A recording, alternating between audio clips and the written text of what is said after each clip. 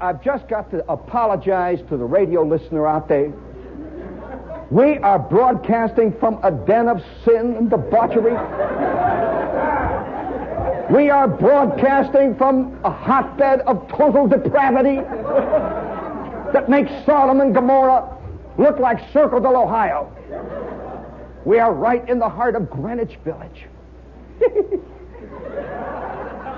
And you all know what Greenwich Village is like.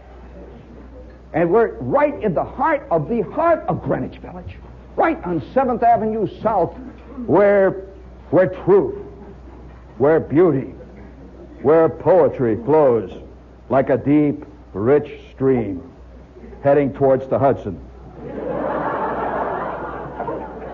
And then it takes a left turn, and we're right here in the Limelight, which is, I say, in the heart of Greenwich Village. Now, these are all very special things, and on a Saturday night, and Saturday is a special night in America, as we know, there is one thing that we must do before we do anything else tonight. This is a fantastic anniversary, a purely American anniversary. Are you aware that exactly 90 years ago tonight, General George Armstrong Custer laid a fantastic egg? Are you aware that 90 years ago today, right now, George Armstrong Custer, a great American general, really pulled a fantastic boo-boo? Oh yeah, the Cheyennes and the Sioux. And today I saw on television, did you see him? I saw an Indian who is 98 years old. He was 8 years old at the time of the giant fiasco. And the interviewer asked him, he says, do you Cheyennes consider General Armstrong Custer? Do you consider General Custer a great general? And he said, no. And he says, well, what do you consider him? He says, we won. There's this old duffer. He says, we won. And tonight, the Sioux, are you aware that tonight the Sioux and the Cheyennes, all over the country, this is their 4th of July. That is a fact. They are celebrating, you know. They had a fantastic victory, you know, and it's like the Mets. They don't win many, but, you know, when they win them, they celebrate big. So I thought about this. I said, gee, that's a purely American thing. That here was a guy who laid an egg. George Armstrong Custer. General Custer. And by the way, do you know anything about Custer? Custer was a real showboat. He had long blonde hair. There is even rumor that he put it up at night. Yeah, that's a fact. There are many rumors that he put it up. You know, he would disappear to his tent with his dippity-doo, you know.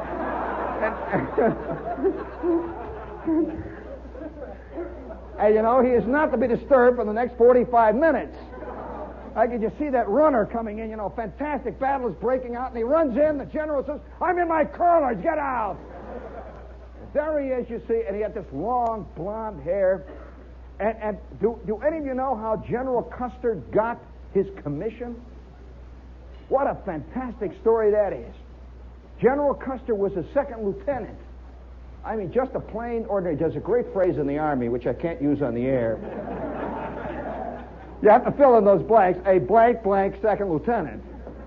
He's just a plain ordinary one, see, and he's walking around, and somewhere, now this is a true story, it's one of those unbelievable moments, somewhere way up, and it's in the Civil War, see, very official war. There's official guys like Grant and Sheridan and Burnside walking around, and here is this second lieutenant who practically got kicked out of West Point for goofing off. He's down there way in the boondocks, and somebody, get this, made a mistake in the War Department. And all of a sudden, these orders came down to be made Brigadier General. It was a mistake. And here he is. Yeah, it's a true story. He's sitting in his tent, you know. He's a second lieutenant. You know, everything's going rotten. He's got this crummy squad that he's running. Bunch of idiotic dog faces who are angry, and they've been on KP all day, and he's been running the scene. When all of a sudden the guy comes running down from the headquarters. He says, sir, the orders have just come. And he looks up, and it's a major who is calling him sir. And he says, what orders? He says, sir, your confirmation just arrived. And he looked at it. Incredibly, he was now a brigadier general. It says to be made brigadier general, Second Lieutenant George Armstrong Custer. Well, he did something that none of us would do. What would be the first thing you do? Well, the first thing you do, you obviously know that somebody loused up. The first thing, every one of us, I'll tell you, there's a difference between guys that make it and the rest of us. The first thing that most of us would do, we'd go down to the tent and say, hey, there's a mistake. Yeah, isn't that true? You say, oh, what is this, you know? And they say, holy smoke, give me that thing. And they rip it up, you know. Get back to your tent, Lieutenant. Oh, no, what did Custer do?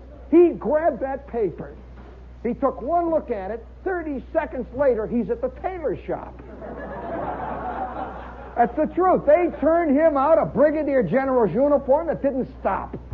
Red, white, and blue sleeves that had a big stars on. He had neon stars. He discovered neon, you know. He had stars that lit up. He's a brigadier general. And he's got the paper, see, and he walks down now, absolutely all by himself. He walks down through the company street, and guys are fainting, you know. He's a 21-year-old brigadier general. You know, and they remember this lieutenant that looked like that. Also, holy smokes, and they're saluting. He walks into the Army headquarters, right where they had sent the papers from. He says, I need transportation, 21,000 men, and I'm going to go to the Battle of Shiloh. Get on the ball. No, this is the truth. And they look at this new brigadier general. They can't believe it. Somebody gets on the telegraph wire and wires Washington and says, what is this thing, this new general? And in Washington, they were so embarrassed at the War Department that they wired back and they says, let him keep it. Now, there is a lesson for us. You see what he did? He played it big. He went all the way. He didn't go down and give him a chance. Yeah, I made a mistake here. That reminds me, you know, I read that story of Custer, and I thought, gee, what a fantastic, that is a true dream situation. How many of us have had fantasies like that? We're laying in our sack, you know. The phone rings. We get up, we stagger. We pick it up. Yeah. White House. They want what? Are you sure? Look, my name is Charles Williams Applewright. The president is on the phone. He wants me to come down and take charge of the Defense Department because of the ideas that I was giving out the other day, a chock full of nuts. They heard about it? You know, these fantastic moments, you just think, I'm a kid. Let me tell you a story. Boy, I'll tell you, it was an unbelievable moment in my life. I am working in the mailroom of this giant steel mill. Now, oh, by the way, are you aware that there's no such thing as a mailroom any longer in the jazzy Madison Avenue agencies?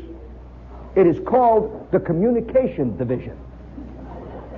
So you can't work in the mailroom anymore, you know? And the guy that carries the basket between the 23rd and the 24th floor, he is known as a trainee liaison officer now. You know, that reminds me, incidentally, I'm driving on the turnpike today. I'm a great student of the way they name cars. I think this is very significant. And there was a time, oh yeah, only the British would name a car Minx. It's a little thing, you know. You know that the Japanese name their cars little things like Fair Lady, little subtle things. Our cars are named usually after elements, like tempest, a thundering tempest, fury, anger. That's what runs through the names of the cars. And today, did you see this new one? I'm driving along the turnpike, and here is this Oxford gray car ahead of me. Charcoal gray, see. It's even got little button-down collars in the back. Instead of a trunk, it's got buttons, you know. Buttons down, and I drive past it, and on the side it says, in beautiful block Gothic letters, kind of stainless steel, very simple, you know. It says, Pontiac Executive. Isn't that a great name for a car? Pontiac Executive. Can't you imagine their lower price model is Executive Trainee? You know? And their sport model is PR Man. It's all chrome, stainless steel, you know. Yeah, you know, and I thought, gee, this is a great way to name a car. And I thought, and I thought to myself, gee, isn't it sad? Can't you imagine this guy who works in the mailroom, and he goes out and buys himself a Pontiac Executive, and he drives down the street, and there it is. It says it for him. As a matter of fact, did you hear that beer commercial, that ale commercial? Oh, yeah, there's a lot more going today when you buy something than just to buy it. There is a commercial that comes on, Valentine, Valentine, Valentine ale. And this guy comes on, he says, yes, ale is the drink for more manly men. Yes, ale is more manly. When you want to step up to manhood, yes, buy yourself a Valentine ale, the manlier brew. And then this voice comes in and says, I like being an ale man. And it sounds like Ursula Andress. Did you hear that scene, you know? And I thought to myself, you know, gee, isn't it easy? So you can be a man, all you got to do, it would settle all those problems of identity. You know that all these guys are always writing about Al being these people? All you got to do is go to your local tavern and order a Valentine ale. Sip it, and you can feel the hair growing on your chest. Yeah, and there's one of these commercials, you know, it's very suspicious because it shows about 6 tall, thin guys with wavy hair all on the beach drinking ale. And there ain't a girl in sight. Have you seen that crowd on TV? You know, they keep going, woo! Did you bring the Valentine, Chucky? You know.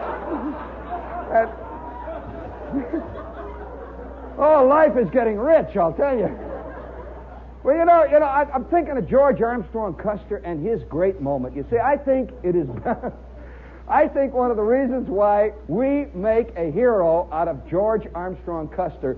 And by the way, I heard an Army officer on the air today. He said that what Custer did, if he did it today, he would get court-martialed. Yeah, he really loused up. You heard what he did. He sent he busted his troops all up into little groups, and one started a USO show or something. Oh, yeah, and they got off their horses, and they were having a picnic and everything. And the Sioux came down and really gave them what for, see?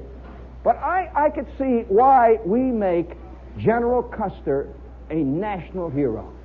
It's because he did something that secretly we all want to do. He made it. And he made it by cheating. Yeah, he became a brigadier general by getting the wrong orders. And in addition to that, his greatest claim to fame is a defeat. How more American? I mean, seriously, Custer is due for a big renaissance in this age of Met worshipers. I mean, people who worship the Mets because they lose, you know. Now that he's a perfect Met right there from the beginning. And I thought about this. Have you ever gone out to watch the Mets? The thing about the Mets that is so funny is they're like, in a way, they're very much like Custer. They have beautiful uniforms. You ever watch those Met uniforms in color? They look fantastic. It's got a big red and black and white, big Mets across the front, big numbers that light up. Yeah, on the back, you know, big number 7 or number 6, which, by the way, indicates that Mets batting average. You know, 21. They don't show you the 0 before it, you know. All right, what up? Okay, fella, we give you your show after we go up the air, okay?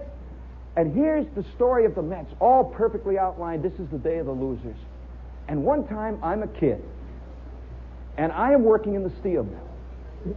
Now, I don't know how any of you have ever worked in a gigantic corporation that is so big, it's unimaginable. I mean, it stretches for hundreds of miles. It's got big mills. It's got open hearts. It's got blast furnaces.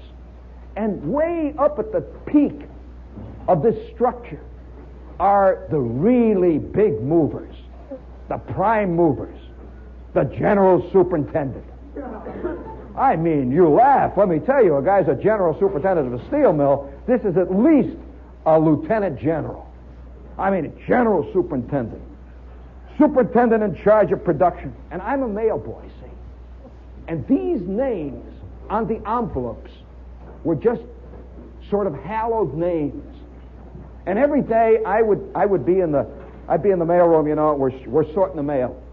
There's 6 of us. And we had to know everybody in the steel mill who ever got any mail. Important guys. The general superintendent. The superintendent in charge of blast furnaces. The superintendent of the open heart.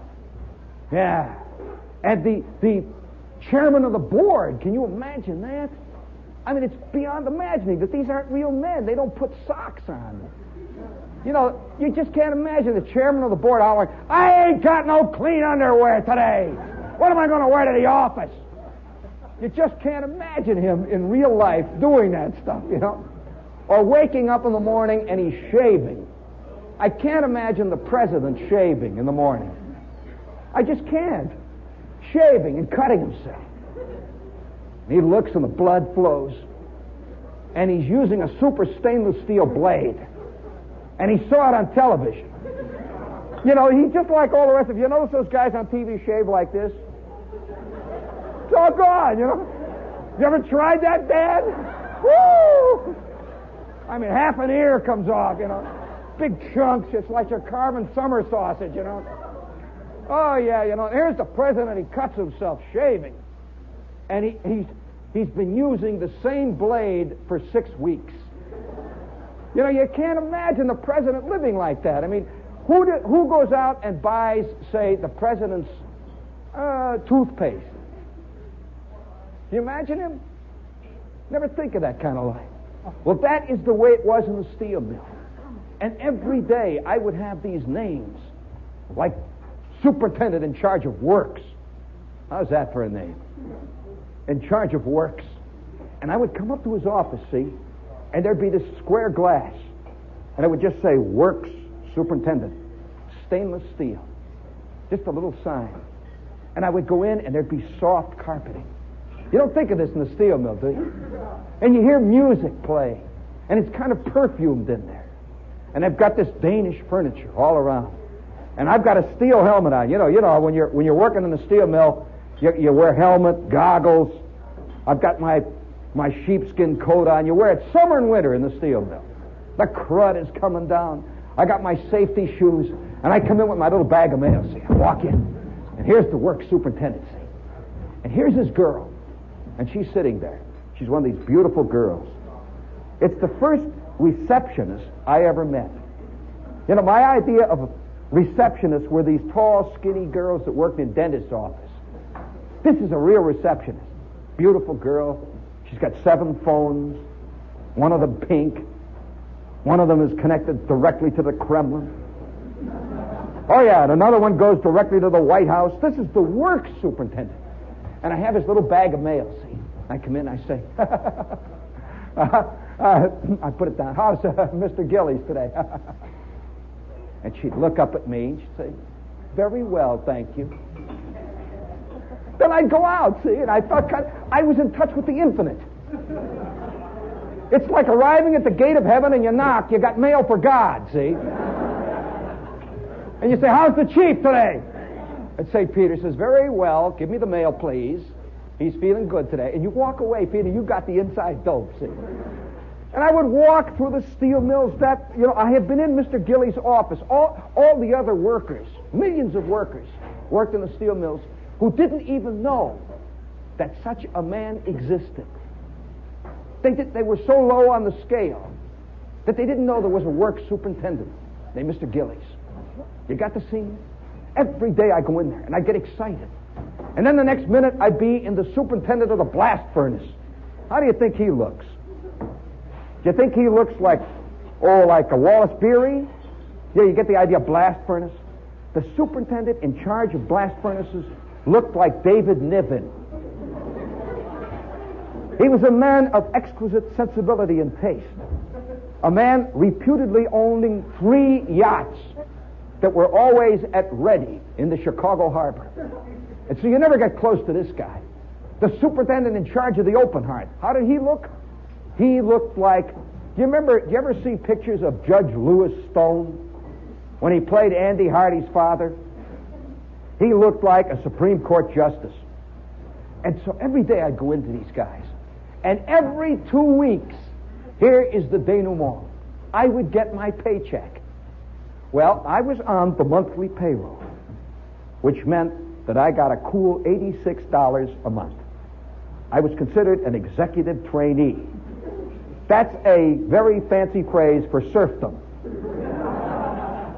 You know, that gets around a lot of those laws, you know. And I was an executive trainee, a mail boy, and I was running back and forth with the safety shoes and the goggles and stuff. And every 2 weeks on a Friday, I would get my check. And it was a 2-week check, see.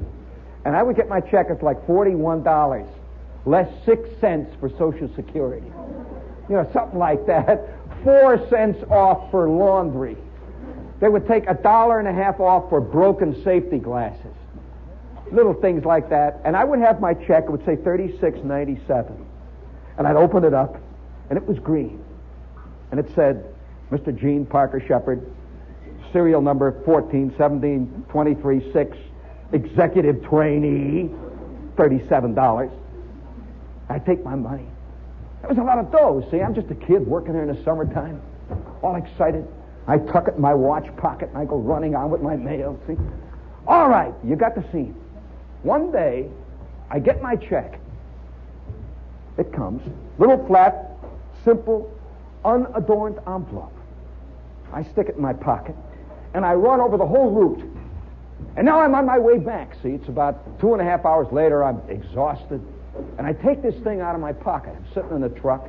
I open it up. It is a check for $1,232. And it is made out to the superintendent of works. I have gotten the wrong paycheck. I got his paycheck, and I can imagine him getting mine. You know, they always have just enough to go around, see? And I got this guy's paycheck, you know. And at first, you know, I can't believe it. I look at this thing, and I'm sitting in the truck with 6 other mail boys. We're all riding along, and I take a look at this check. It says $1,200. $1,200.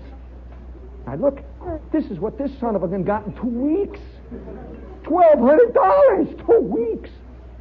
And he was never in his office. Yeah, he was always out. He was always on a Caribbean cruise or something. See, $1,200. And I'm sitting in the truck, and I'm sweating, and I can see the blast furnace out there, and I can see the open heart. I can smell the oil and hear the ground thundering like that, see? And I got this check. There was a moment. What do you do? All right. What do you do? Well, I'm going to tell you what you do. It ain't the same as what you should do. It isn't. It never is. It's like, what do you think would happen if George Armstrong Custer got that? 35. Oh, he wouldn't have kept it. No. That's what the klutz would have done. 3 weeks later, he's in the slam. No, that's what you'd have done, Jack. That's why you're here tonight and not at Sardi's. Oh, no. That is not what George Armstrong Custer would have done. I can see George Armstrong Custer. 5 minutes after he got the wrong check, he is now in his Sunday suit, all dressed up. And 10 minutes later, he is at Mr. Gillies' office. And he says, I have a very important message for Mr. Gillies. And the girl looks up at him and says, is it personal? He looks right in the eye and he says, baby, You have no idea how personal it is. You tell Mr. Gillies it has to do with his next month's rent. And you tell him it has to do with that chick he's keeping over there on the south side. And you tell him, I've got the necessary. And 5 minutes later, he's in front of Mr. Gillies. He says, Mr. Gillies, I have something here that I think might be of some importance to you. Now, before I divulge this, Mr. Gillies, maybe you and I ought to talk about my current status. Mr. Gillies, I have a check for $1,200. Are you interested in talking? Well, I suspect there would have been a new brigadier general. Or at least Mr. Gillies would know his name from that time on. What do you think I did? Why do you think I'm down here in this hole? You know, all the while, my brain, I got the right thoughts, you know. My brain says, get dressed up and go put the squeeze on that guy. Get out of the mailroom and move. And then I start to think, you know, and then there's a terrible thing, you know, that awful moment of knowing something you shouldn't know. I knew how much the general works superintendent made to the penny. You shouldn't know that kind of stuff. You know, it's like finding out, it's like, you remember the first time you found out how much your dad made? And it was $32? You know, and you heard a big argument at 3 o'clock in the morning about why there couldn't be another set of high tops in this family and why you couldn't have a refrigerator. And you don't want to know it. Well, all the way back to the mailroom, I got this guy's check, see. I walk in, and here's my boss. And there's 6 other mail boys. And a mail boy next to me. Freddie Roller, he's sorting the mail. He said, here's 2 for Gillies. And I take 2 and I throw them up. I said, hey, Freddie, I got a raise. Freddie says, you got a raise? I said, yeah, I got a raise. Look at this. I show him the check for $1,200. Freddie goes down on the floor. He knew that I knew somebody in the front office. You know? And just like that, I chickened out, and I go over to Mr. Moss, and I says, Mr. Moss, I think I've got the wrong check. He was my boss, and I put it down in front of him, and Mr. Moss was white. He looked at the boss's paycheck, and he was white. He was making $47 a week. I want to tell you that the morale of the mailroom went to 0 that day. And you know, the funny part of it was that ever since that time when I would go into Mr. Gillies' office, that girl just looked at me with chilly silence. I was the kid who knew how much the boss made. And I learned. All right, come and get me. Okay, I'll hold it down. Move. All right, Eddie's. All right, column of 2s, follow me. Now, aren't you ashamed of yourselves? A fantastic demonstration. And isn't it terrible how good it felt? Boy, you ought to see it, you know, when the hate starts pouring up out of here in the limelight, you know, when you get them going. You see this little old lady sitting down there with a flowered print dress. You know, and she's got these rimless glasses. And I say, come on, baby, let's hear some booze. Come on, let's hear some hissing. And she goes. And then she turns. And Emily's sitting next to her. He says, oh, for heaven's sakes. How silly. Do you think I could try one? And then she goes. And you can hear the upper plate rattle. Then I holler, let's go, let's go. And then she goes, boo. And within 30 seconds, there are 2 saber-toothed tigers. Great big stainless teeth. One of them gets up and brandishes a ketchup bottle. And she says, kill him, kill him! Oh, it's right below the surface. That hate. And oh, by the way, speaking, somebody here about 2 minutes ago says, tell a story about a prom. And listen to this. Before we do that, tonight, you know, this is the month. You know, June. This is the month where millions of people are beginning that long road. They got their BA. They've got that little piece of paper. And they see the world, as opening up like some vast accordion. Yeah, it's got endless mirrors. And it's like a huge fun house. And everywhere you turn, there's going to be that thing called success. And it's a new fun world. It's all going to be fun, too. There's nothing that isn't fun. As a matter of fact, I want to tell you this. Did you see the new ads for this bandage? Have you heard them on the radio? There's a new bandage that's in 7 decorator shades. Yeah, it's 7 decorator shades. It goes right on your finger or your head or your ear if it's half cut off. And it's called the new fun bandage. It says it's fun to put on. It comes, you can get it plaid. You can get it Pepsi-Cola pink, for the fun generation. And the whole commercial, it starts out and you hear this kid go, "Ow! Oh, oh!" And you hear this little girl says, "Oh, goody!"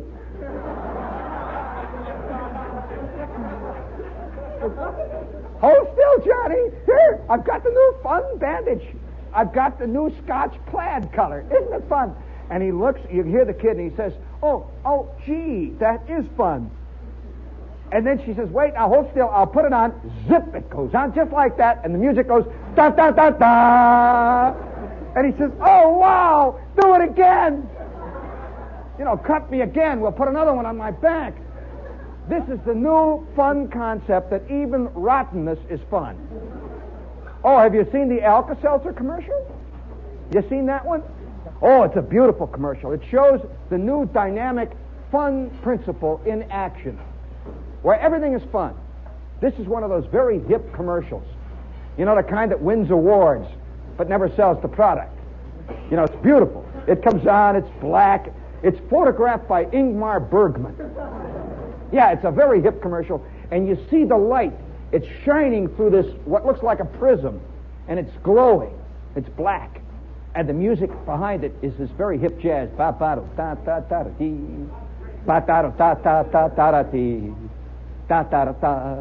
And you don't see anything for a minute. And then the camera dollies back, and you see it's a glass. It's a shot glass. Actually, it's an old-fashioned glass. It's a little glass, see, and it's got 2 ice cubes. And then you see dropping into this glass, this beautiful glass, this cocktail music is playing behind it. Da da do dee dee, da do dee, la da da da dee, la da da do ba do dee. You see this tablet drop in, and then you see this clear, sparkling liquid come down. Da da do dee dee dee dee dee, and you see these bubbles, and the music goes da da da dee da. And then that voice says, have you tried the new in-drink? Alka-Seltzer on the rocks with a twist of lemon peel. Da-da-do-dee, la-da-do-dee. Yes, it's the new fun in-drink. Alka-Seltzer on the rocks with a twist of lemon peel. Da-da-da-dee-dee-dee. And you sit there, and you can hardly wait after you watch that to get a gut ache. You say, oh, but I wish I was sick today.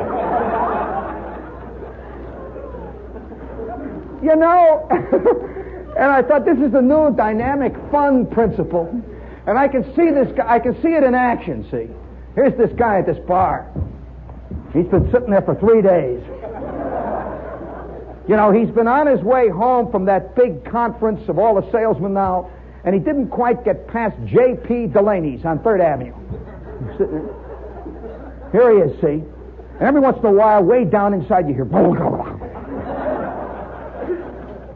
4 quarts of scotch, 7 Pepsi-Colas, and a half a case of Rheingold, Plus those 2 gigantic salami sandwiches. All them hors d'oeuvres.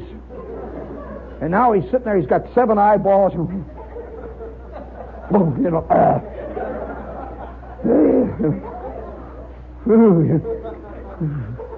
all of a sudden the bartender comes over and he says, would you like the new in-drink? And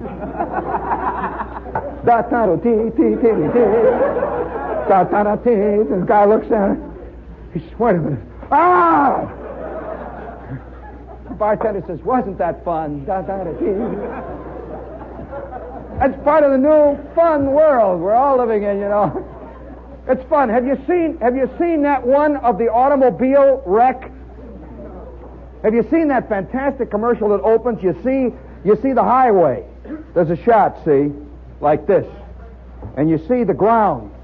And you see spinning in the ground. You see this hubcap all bashed. You seen that one? It spins. Yeah, it's boom. And you see these great big clod hoppers. Yeah, it's a state cop, state fuzz, see? You see the feet walking along like that, and the camera follows them, see? It's real close shot. And then there's a shot into the weeds. And you see the smoke coming out, and you see the busted trunk, and you see the windows, and the whole thing is wrecked. One car's upside down, the other car's in the trees, you know. But somehow behind it there is bucolic, restful music. You know, the kind of music, da cha cha chi chi chi chi la cha da chi chi chi. And the announcer comes on and says, "Yes, thank heavens they were insured by Allstate."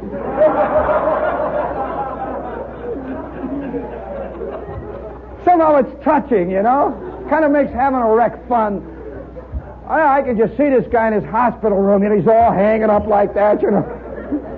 You know, I love those two hands that come out with the little house, you know. You can see a little house all burning up, and second-story men climbing out of the top windows, you know. Bunch of juvenile delinquents have written four-letter words all over the side. It says, "It's all right, you're in safe hands." So you see, insurance makes it all right. That reminds me, have you seen this great picture, which we talked about earlier? It's this picture, you see it every Sunday. It's in the New York Times, all the official papers all over the country. It's this wonderful scene of Mommy and Daddy and two little kids. And underneath it is the caption that says, "Spend a restful, wonderful summer afternoon wandering through Green Acres Cemetery." Yes, and you can kill two birds with one stone. Just while you're there, drop in and pick out a suitable family plot and make a down payment on our new family mortgage plan for 4 matched headstones. Diners cards, all honored. We give green stamps. And it says total security. The man who looks ahead is looking for total security for his family. And I can just see that wonderful Sunday afternoon. You seen that ad? Can't you see Daddy? He gets up, you know, and he's looking at the Times. You know that great Sunday morning feeling? He's knee-deep in crossword puzzles and stuff, you know. And the kids are running around. You know how kids always do in the Doris Day movies and that? You know, running around, "Daddy, Daddy, hi," giggling. And Mama looks so beautiful. She looks like she's pushing 19. Yeah, she does in that picture. She feels like Bridget Bardot. And he says, "Hey, I got a great idea for this afternoon. Let's all get out. Let's pile into the Mustang. And let's go out to restful Green Acres. And let's all buy a family set of headstones. What do you say? Come on, gang, come on. I'll take my credit card, and you bring some Pepsi-Cola. After all, we're part of the fun generation. You bring that, and we'll go out, and somehow, you know, at the end, it says total security. Have you noticed that man's idea of total security today in 1966 is to be dead? I mean, they can't get you there, nothing, you know, you're gone, you're dead. And I always have this only a true unbeliever can feel that security is found in this state. True unbeliever. I could just imagine the guy he's made his down payments. He's got all 4 of them picked out. They're matched. One says Mommy, one says Daddy, and one says Jimmy, and one says Barbie. Have you seen the Barbie and Ken dolls? Isn't that a great little family? Barbie and Ken with her little girlfriend Midgie. Oh yeah, you know what the big argument that is raging right now in the Barbie and Ken world? It's the pill. Oh, yeah, you can buy it now at the dime store. They get everything. Don't look so embarrassed. Go down there someday and look. Take a look at what the kids are playing with, honey. You know what you can get at one of the big toy stores here now today? You can get a little plasma kit. Yeah, where the kid gives the other kid plasma. You know, for a real bad wound, he hooks it up, runs in the plasma, and you get toy plasma. See, it goes into intravenous. And so I can just see this guy, he's paid for the 4 headstones. He's got the plot. Oh, one of the great lines in this ad says, close to all bus connections. Somehow you kind of like to be very close to the bus, I have a feeling that a lot of guys, to many guys today, death is so unreal that a lot of guys are making plans to have their answering service number on the back. On the back of the headstone in case a real important call comes, call my answering service. And a lot of guys want their resume on the back now. Are you aware this is a new trend? A resume, you get your credits on the back. And by the way, if you're an executive type, you do not want to be buried in the employee department. Oh yeah, if you get the executive washroom key, you want to keep it. I think that's what most of us have against the idea of heaven. You get there and everybody's got the same scene. They all got the same credit card. I think heaven has to go out in a status-conscious society. And I can see this guy, he's bought 4 of them, see. He's got the plot. And every Saturday they go out and have a picnic there. Yeah, they suggest that. It's kind of an interesting picnic, isn't it? No wonder the kids all dig Frankenstein and the monsters and all that, And they're sitting there, they're eating the chicken bones and, laying away the sandwiches. And they start going home after one of those great fun afternoons at the Evergreen Rest-A-Way Bide-A-While Cemetery. They don't call them cemeteries anymore. They call them eternal rest havens.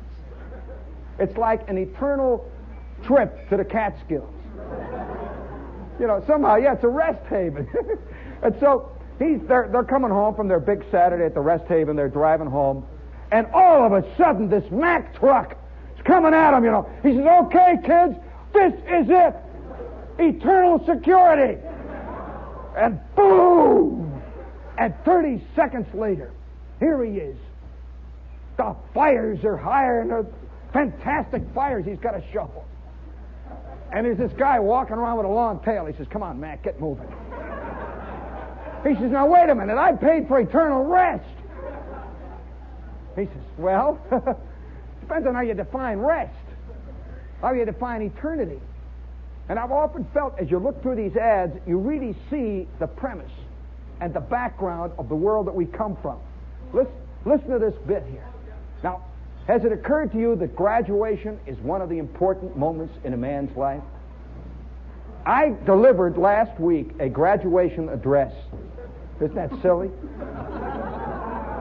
I really did, It was fantastic. Yeah, I found myself, all these people got these hats out with the tassels, and these old duffers are sitting up here with me, old Professor Snodgrass and a whole bunch. And this professor said, and now here's a man who can give you some advice to carry through your battle of life. I'm sitting there, see.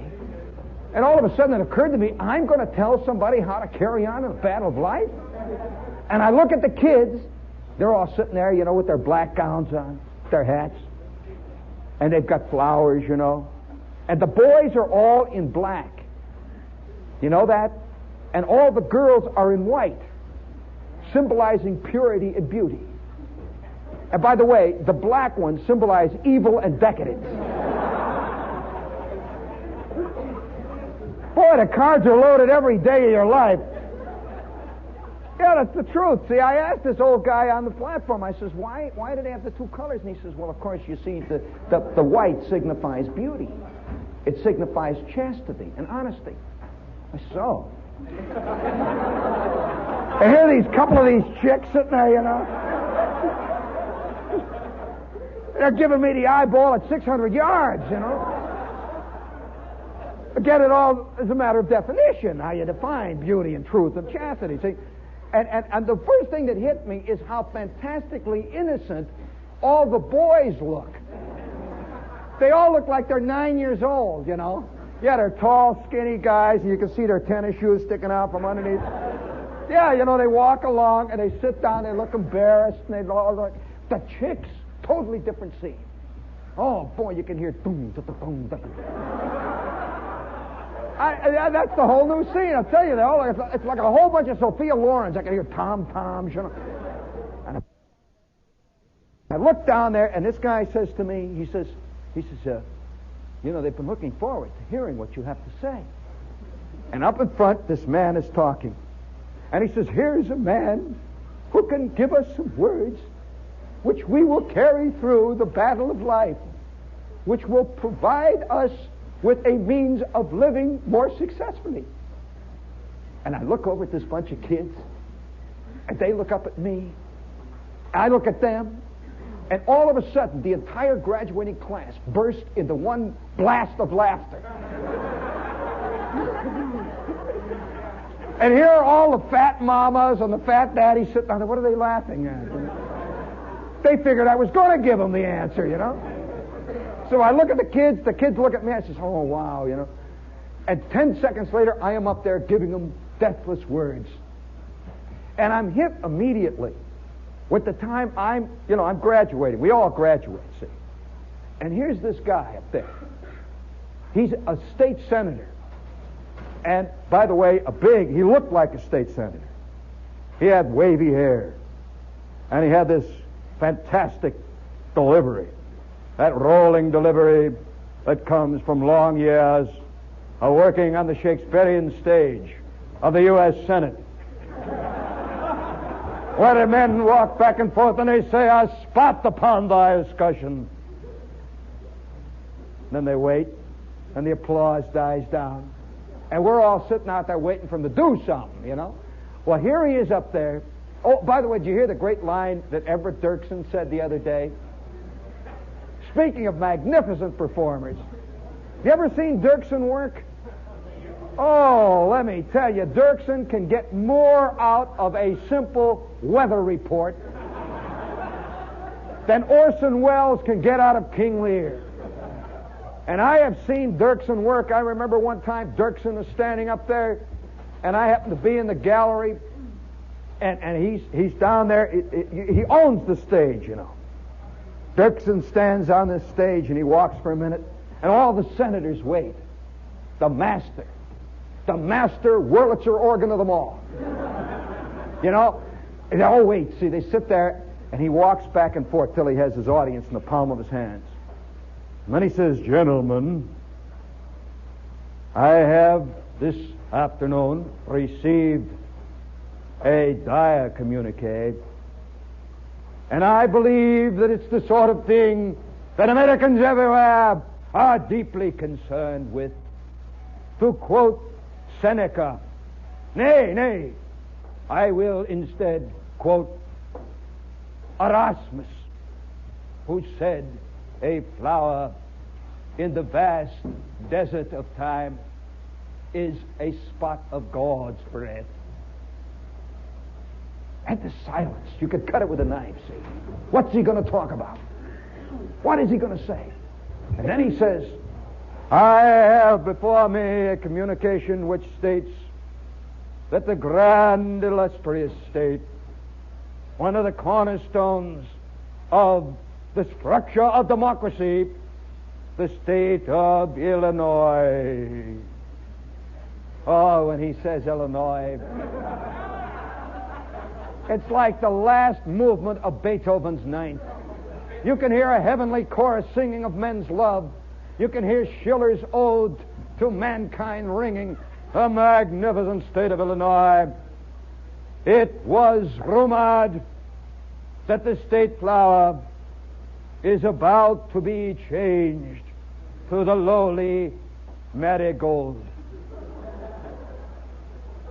The lowly marigold, I say to you, and there is not a lowly flower in God's eye. And I'm sitting there. He's talking about the state flower. of Illinois. And all the while I can hear the rumbling of cannons in the distance.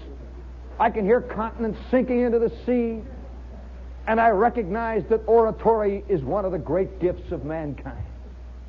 And oh, by the way, speaking of empty oratory, what radio station is this, my friends? Hit it, please. And what magnificent city on the banks of this great continent, this flower of mankind. There's always one little clutch. That is typical Jersey humor. You have heard the Marty in full flower. The Marty who, when Laurence Olivier says to be or not to be, is the question. And he says in the third word, no, where's the John? That's the question. Yes, it's the typical Marty. His number 9 IQ and his size 12 shoes, walking through the beach of time. What city are we in, men? Hit it. All right. Well, all right. I am sitting there. I'm a kid, see. And up on that stage is this senator. And I remembered my father. My father, all the time when I was a kid, he talked about 2 things. Well, 3 things. The Chicago White Sox, used cars, and politics. Not necessarily in that order. And he used to interchange them. He would mix them up. Sometimes he would start a discussion of politics and bring in the White Sox. And then he would go into the price of used cars all at one time. And so I'm sitting there in this crowd, you know, I'm about to graduate. Up there on the platform is this man. And he's looking down at us. 600 kids. You know, how many of you came from a graduating class that was about the size of the average block party? I mean, 600 people as far as the eye could see, you know, they're sitting, and we're in this fantastic auditorium. Actually, it was a gymnasium. Have you noticed how many graduations are held in gymnasiums? How symbolic that is. Already the scent of defeat. Yeah, you know, you see that scoreboard up there. It says home team 0-0-0. You know, and you watch, and you can smell the locker room. Yeah, you can smell, you know, that smell of the boys' swimming pool. And you can smell 14,000 generations of decaying lunches. Yeah, and you're sitting in this place, see, and all the teachers are down over here to the left, and here you are, and I'm sitting in this rented gown. How many of you remember the moment when you brought your gown home, and you tried it on, and your mother said, "We got to have a picture." And they had this little camera, you know, this $4 camera. And it didn't have any flashes or anything like that. And you wound up standing on the lawn in your gown, see? And you're standing next to this iron deer, you know, and these old, dead, dying, decaying geraniums. And you're standing in your gown, see? And your mother keeps saying, "Now hold still, will you?" She says, "All right, now hold still. Here we go." Uh-oh. Just a minute, and you're standing. She says, "Wait a minute, I got to check the camera. Here we go now. Hold still." It doesn't work. You stand. And you're starting to sweat. You know that moment when all the people are looking out of the other houses? And you got this funny thing on you with the tussle, you know, and you're wearing what looks like a big black nightgown, you know. You're sweating in this thing. And then Mrs. Bruner, I remember when I graduated, Mrs. Bruner comes out on the porch. I was the first guy in the entire block to graduate from anything.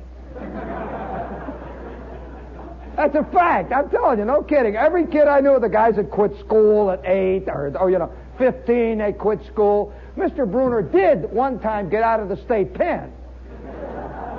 You know, but I'm the first guy to graduate, and Mrs. Bruner is standing on the porch, and she's watching. And I'm standing out there. My mother's taking a picture.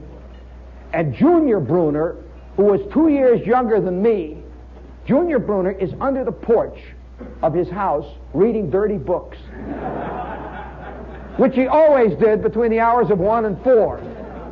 And he is under the porch, see, and Mrs. Bruner is standing up there, and the sun is beating down.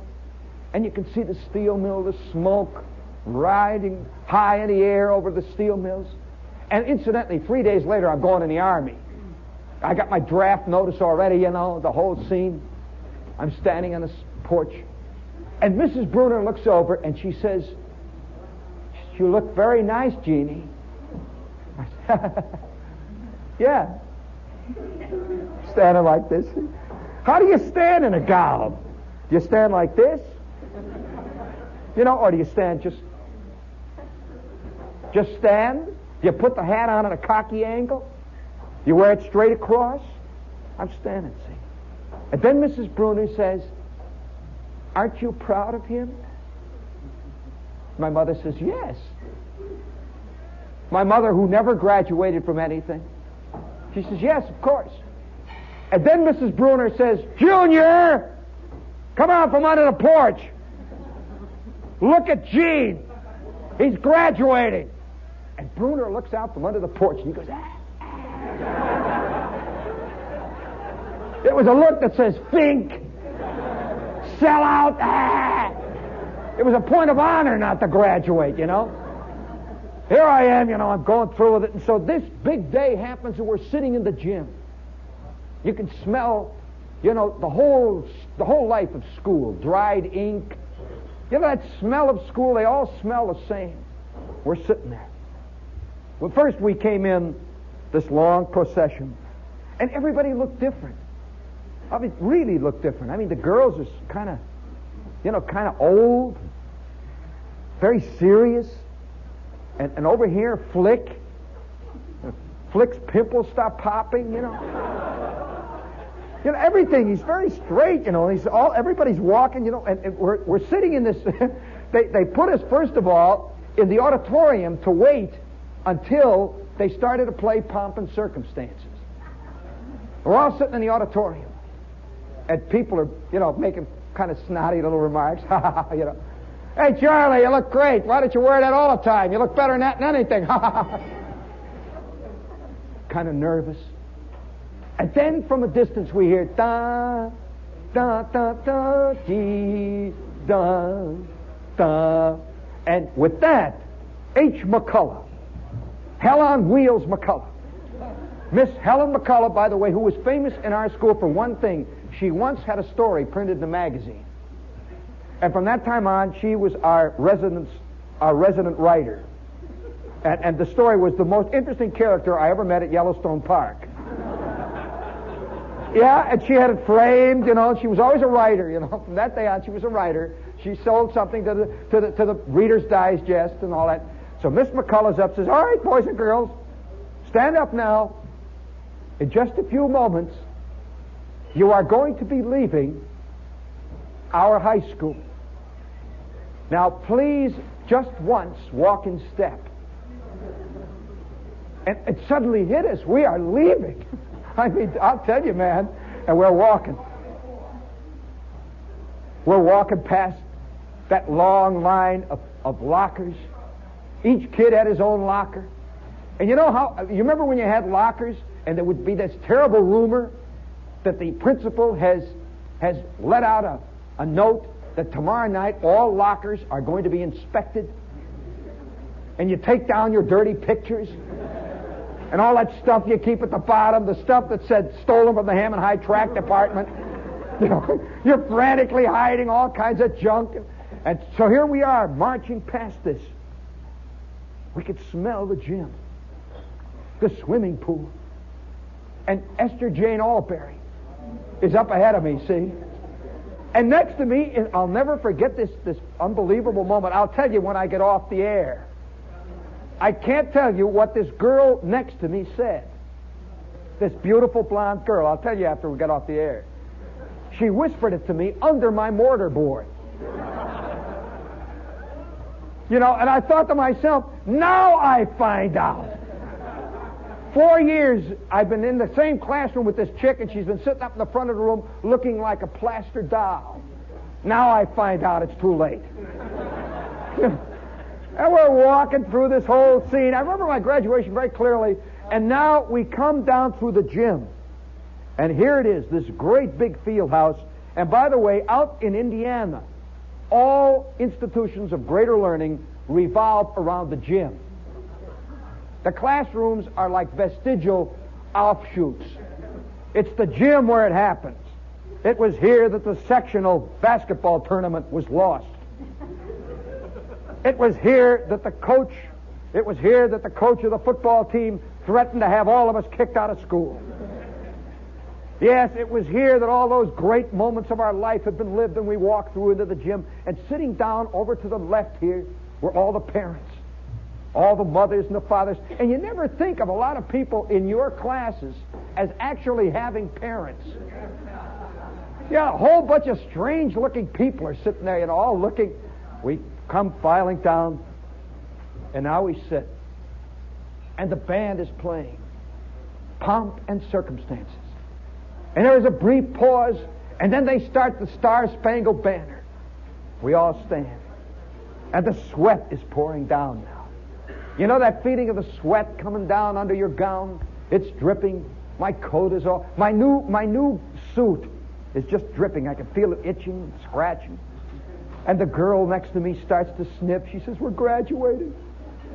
I said, "That's right, baby." I try to play it cool. Yeah, boy, am I glad to get out. I look around, the gym, and they're playing the Star-Spangled Banner. Then they stop, and out on the platform steps our principal, Mr. Spohn, who forever will always mean to me the epitome of the establishment, of education, of dignity, of officialdom, and hell. Oh yeah, Spohn was impregnable. And he stands up there on the platform and he says, "Class, in a few minutes you will be going out into the world. And I want to tell you that it has not been easy having you here." Yeah, I thought, yeah, that's true. Because I remember the big riot. You see all these things, and all the teachers look strange. They're dressed in their Sunday clothes. You know how teachers look in their Sunday clothes? They've got girdles on, and they look skinny. They've got funny hats. And Miss M.L. Scott, who always cried when she read Evangeline. Can you imagine a teacher crying, reading Evangeline? She'd say, "Upon the waters of Arcadia, dear Evangeline." And all the kids would say, "Oh, listen to that old slob, wow, And now she's crying because we're graduating, and the whole thing is getting out of hand. And I could hear people sniffing and all of it. And then this man is standing up in front of us, the senator. And he said, and I will always remember this one line. I did not realize at the time it was a cliche. At that time, it seemed so fantastic to me. He said, "As we, from the generation ahead of you, hand the torch of liberty, the torch of progress of this great land, as we hand it from our failing hands and put it into your strong young hands, we do so with faith in the future of America." I'm sitting there. They're giving me the torch. Little did I realize it was something else they were giving me. It was something else. I was to learn 3 days later when I'm in the Army, I didn't even know the term at that time, And I'm sitting there, and my graduation, it was all part of the scene. He went on, and I remember this fantastic voice rolling out. And then finally he said, "In the words of that great bard, I want to leave you with this one thought. Hail and farewell." Hail and farewell. That's all over now. And we started to go up on the platform, one after the other. But there I am, see, I'm behind this little fat girl. I'm in the S's. Way at the end of the line, there's all these people walking up, see? And they're getting these little things. You know that fantastic moment of seeing your diploma up there? And you say, oh, mine, there'll be a mistake. Mine is not there. Mine isn't there. Or the last minute, they'll say, oh, excuse me, your name is Shepherd. We have a note here on your... oh, no. Oh, yeah, Mark Twain was right. I hear some guy recently quoting him on the air. Mark Twain said this. He said that if you take a telegram and mark it, all is discovered, and send it to any man, he'll start running. The minute he gets it, oh, no. And so I'm standing behind there, and we're walking, and it was a guy, I'll never forget, Simonson. Simonson is walking right behind me, and he's walking along, and he is saying, I never heard this, have you ever seen boxers when they're about to fight, they do the cross and all this stuff, and they say a rosary? He's going, bye, bye, bye, bye, bye, bye. He is trying to pray his way out, see? And I hear this, it's coming behind me, he's crossing himself, everything under his robe, and I keep turning around to Simonson, I know it's too late for him, And ahead of me is this girl, she's crying, and the whole thing, it's getting out of hand. We're walking up, and one by one, we walk across the platform. And as we go across, Mr. Spone takes the top one off. It's fantastic how it works, isn't it? Takes the top one out of this pile, millions of them, hands it to you, and says, congratulations. And you look at him, he's, congratulations for what? For getting out. Congratulations for making it. For fooling them all. For cheating so good. Congratulations. I shake his hand, Here goes the biggest C- student who ever got out, squeaking through, and I get past. And here's the senator. And the senator had a great way of shaking hands.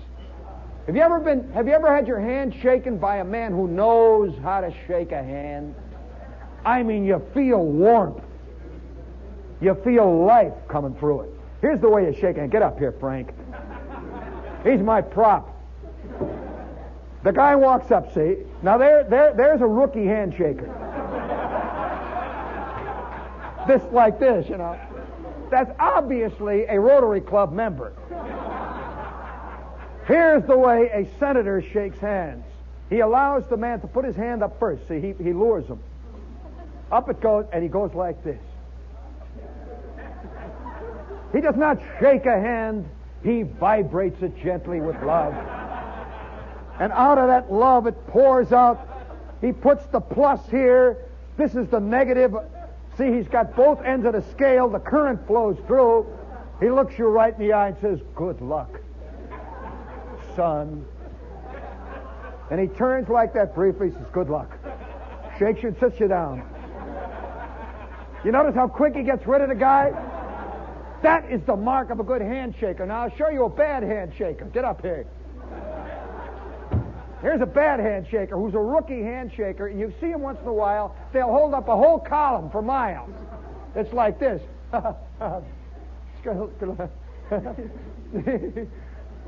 They keep, you notice they don't know which one to let go quick. If you let go and pull your hand, he's still got it, see? You go, good luck. So what happens is they both stand up there like this. Good luck. It's good, very good handshake. Good luck. Well, that is a bad handshake. This senator knew how to shake the hand of 700 people. 700 people in less than a minute and a half. And by the way, every person he shook hands with felt that personally he had been made love to. And so he's shaking the hands, all the way on down. And I get my diplomacy. I got it like this. I'm walking down. It's in my hand, my diploma. Gee, I can feel it. It had, the kind of diploma, we got the kind that had the suede envelope. It's got a cover. It's black, and it's got a seal on it. Really felt good, see. So I got my diploma. I walk back to my seat. I sit down. I got it, my diploma. They're all sitting around. They've got their diplomas, and I can see kids looking, see. And I think I'm going to steal a look, see.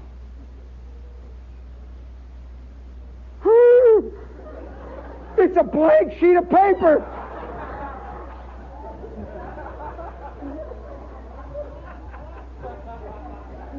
I'm telling you, it was a blank sheet of paper. How about that? I sat there. What am I going to tell my mother? Old man Pittenger did it. For 4 years, he said he was going to keep me from graduating because of them quadratic equations.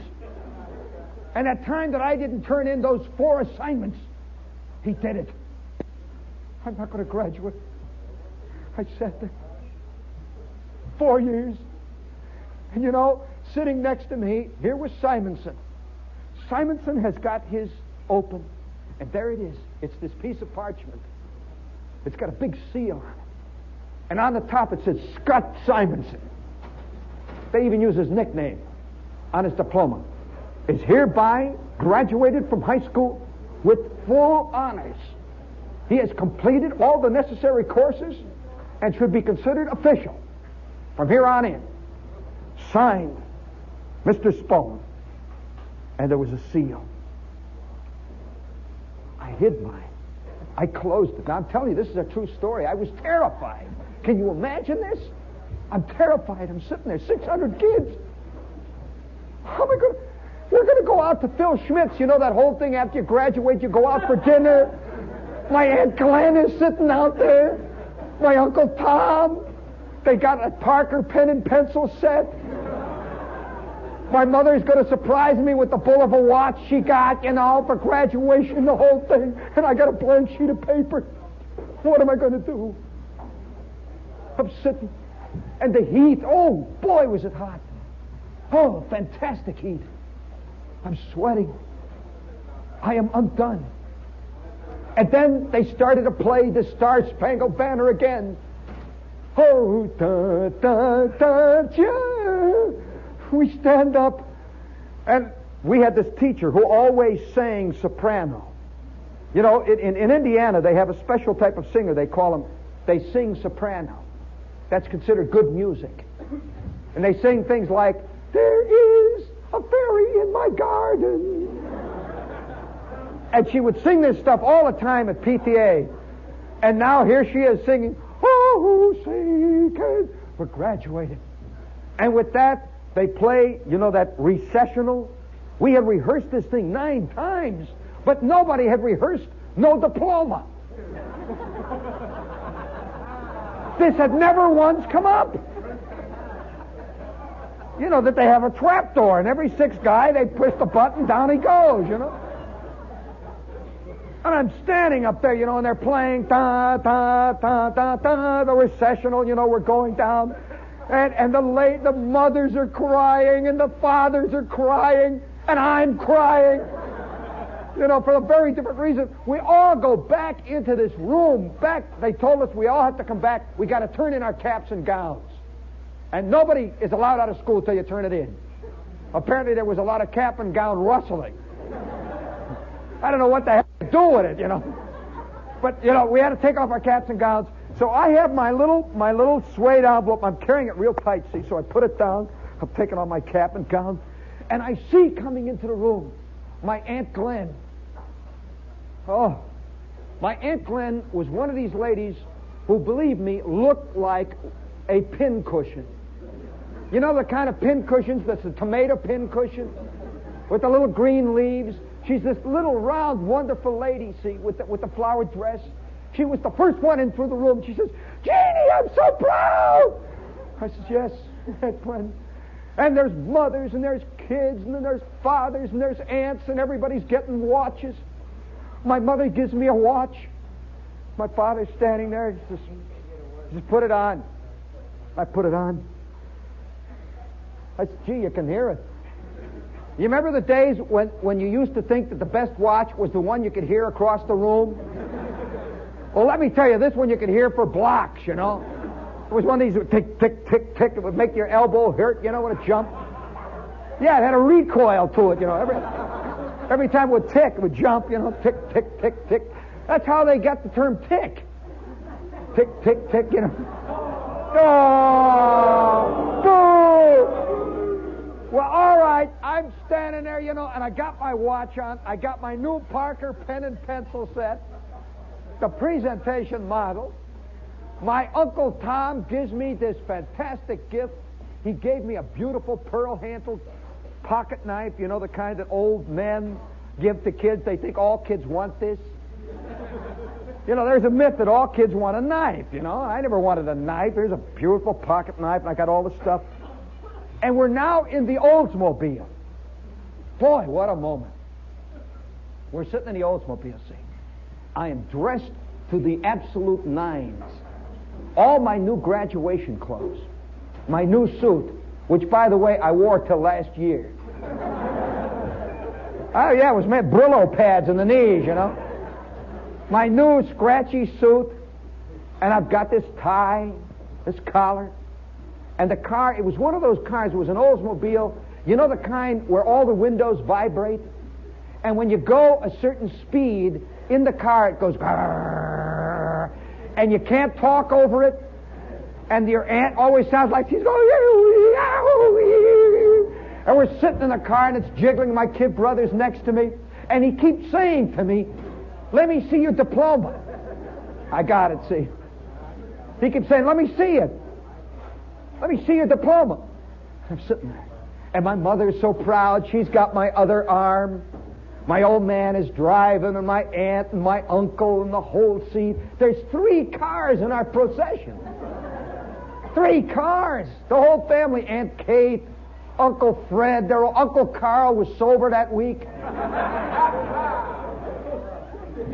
Yeah, he brought along his banjo, And so we all file into this place that was traditional for everybody to go after graduation.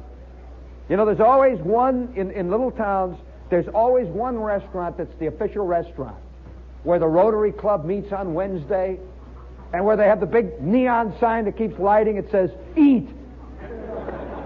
And then it says, chops, steak, big neon sign keeps pointing, eat. And then they got a blue one that lights and says, restrooms. Restrooms. Restrooms. And here we were going into this very jazzy restaurant. And my mother had called in, and all the mothers did, of course, and they had set aside 3 tables.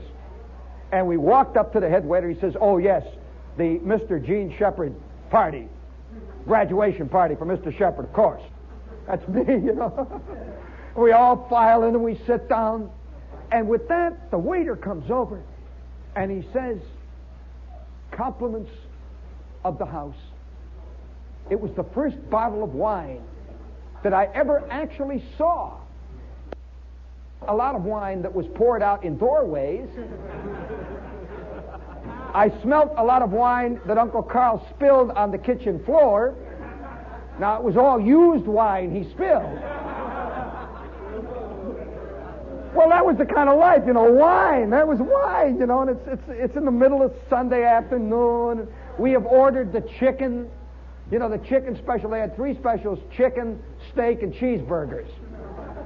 And we ordered the chicken, and they're bringing the chicken. We're all sitting around, and all around me I can see this is this big restaurant. There must have been 25 rooms, all attached, and I can see my friends. Here's Simonson, his mother, and they're all singing and yelling, and they're passing the diploma around.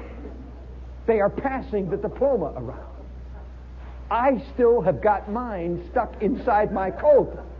Well, everybody's passing them around, and when all of a sudden my Uncle Carl gets up, and he says, hey, Jeannie, he says, how about letting me see that piece of paper? He says, you're the first one in the family to have a piece of paper. He says, and don't forget, you can go anywhere with that piece of paper. My old man, if I had listened to him, he says, graduate, I'd have been a big man today. Let me see the piece of paper. Come on. I said, oh, come on, Uncle Carl. He said, oh, come on, don't be modest. Come on now, let's go. My Uncle Tom, who was my bootlegger uncle, he really was, seriously. Uncle Tom says, show us your diploma, Jeannie. And my mother says, oh, go ahead, Gene. Go ahead, show it to me. I reach in. I take it out. Oh, boy. You want me to go on? Do you? Yeah. Now I know how them gladiators felt. When you go like that, down. I says, all right. I take it out, and I said to my mother, I says, Mom, please don't open it up because you'll get fingerprints on it. And she takes it and she says, oh, well, come on, let me just peek at it. And I said, Ma, there's a... And she looked at it, and she says, it's blank. My Uncle Carl got up and he says, it's what? And I could see the waiter hurrying over to get the wine back. He says, it's what? And my Uncle Tom sags, and my old man gets up. He says, did you flunk? And you could hear it all over. He said, did you flunk out again? And everybody in the place, their heads turn, like that. And with that, I suddenly see way over at the corner by the piano, I see Mr. Spone. And Mr. Spone gets up and he hurries towards our table and he says, oh, Mrs. Shepherd. He's talking to my mother. He says, there were 8 children whose diplomas did not come back from the printers. Jean's diploma did not arrive. Holy smokes. I sat back. And Mr. Spone says, congratulations, Jean. And he walked away. And that was the first time that I fell in love with a statue. And right now, I want to give a hand to all those teachers who have suffered with all the pupils in the world ever and have felt that nobody really respected them. Let's hear it. We'll be back next week at the same time. Come on, let's hear it.